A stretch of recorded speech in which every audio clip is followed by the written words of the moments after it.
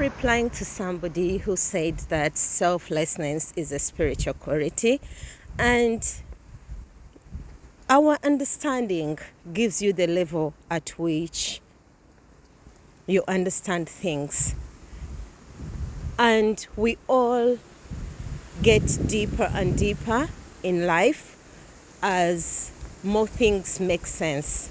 So when I talk of doing it for yourself, I'm not saying that be unkind, be unloving, be selfish. No. But for a person in kindergarten of life work, that's what you will get. You have to listen well and understand everything I'm talking about, and don't pick just one message.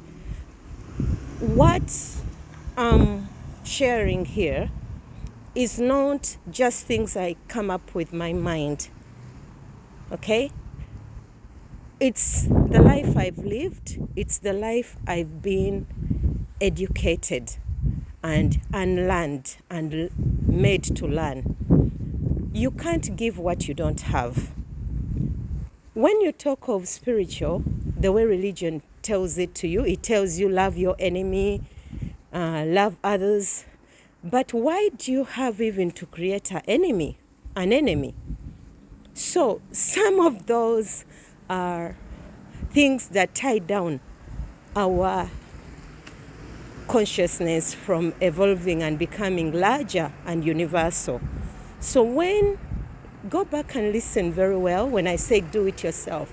I mean, first have everything. Have abundance. Most of the things we need in life are not actually material.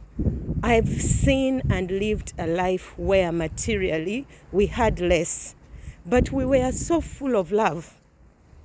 We were so full of care for one another. And right now, I'm very sure most of you have seen it, or some are even living it. You have everything materially, but you all feel empty. You all feel lonely. In the first world countries, no one should have been committing suicide. We wouldn't be fighting with our own kids. We wouldn't be fighting with our spouses or partners. We wouldn't be fighting with our friends. But why? Because we are all half people, empty people, looking for others to fill the gaps we feel inside.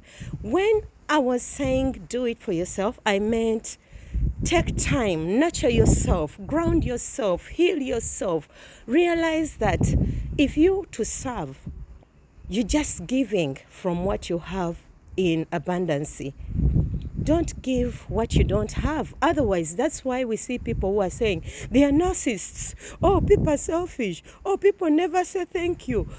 It's nice when you're appreciated, but when you go to a level whereby you don't care whether people are grateful, and I've lived it, and it has questioned me, my physical heart felt pain, and my spiritual heart, my higher self, said it is well. For people who know me, they know that as my mantra, it is well, and I mean it. To some people, that is quite offensive. When I say it is well, it's okay, people get off and they blow off. Why? Because they don't get what I'm trying to say. Here, where I am, and God knows because I've almost tasted death, it is well. I'm just trusting life, okay? And as I regain more of my power, more of being able to actually share what is true to me. When I say do it yourself, you can't give from an empty cup. You can't love others when you can't even love yourself, because you will start blaming them for what you should do for yourself. You've all heard of children who lose their mothers in labor. You've all heard of young children whose parents die. What does that teach you? That life is not about clinging to others and working when... That's why most people, they say they are spiritual, they are what, but then the outside doesn't reflect it. Why? They are not doing it because that is who they are. They are doing it to deceive the universe, or to deceive source, or to deceive God. They want to appear good when actually inside they are wolves. You have to check within yourself that, am I actually sheep and I'm no danger to others, or am I a wolf passing over? Some people are vampires, So if you put your neck, they'll suck the life out of you. But if you know who you are, you know what to give, and you know what meters to give. For those who have watched the Vampire Diaries or whatever, you can see that some would afford to share a little bit of blood, not to drain themselves, but to help the other survive. So when you do it for yourself, when you live for yourself, that kind of living allows you to give when you want. That is your sovereignty. That is you taking control of your life. That is you being okay, so that even the day you take your final breath, you'll be like, whew, I did it my way, or I did what I could do. If there is another coming, I will start there. So, the African teacher, I hope this answers you, and it opens you further within yourself, because when you start questioning, it means you're opening up as well.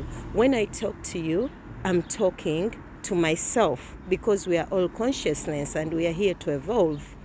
Many of us have walked that lane, but you're not here to compete against anyone. You're here on your journey, a lone journey, a soul journey, to make your soul better, to become sovereign, so that by the time you live life, you are aligned with earth, with the heavens, and with the people around you. You can't be selfish if you know who you are, because it doesn't help you. Anything that hurts another hurts yourself. You can't give from what you don't have. I've seen people who have hatred, who have envy, and they actually believe others have it. But when you seek inside yourself and you're like, how am I feeling towards this person? And you can't find anything. It's not even pity, but you understand, and you're like, oh, wow, they are so empty that they think doing this will fill them up. Oh, they did it because they were so insecure with life that they thought that stealing from me or taking from me would fulfill them. But then, if you aligned, the universe will always keep providing. These trees speak, life speaks. And when you actually stop drinking from your fellow beings, life does amazing things. And that is a fact, and that's the truth. Much love and blessings.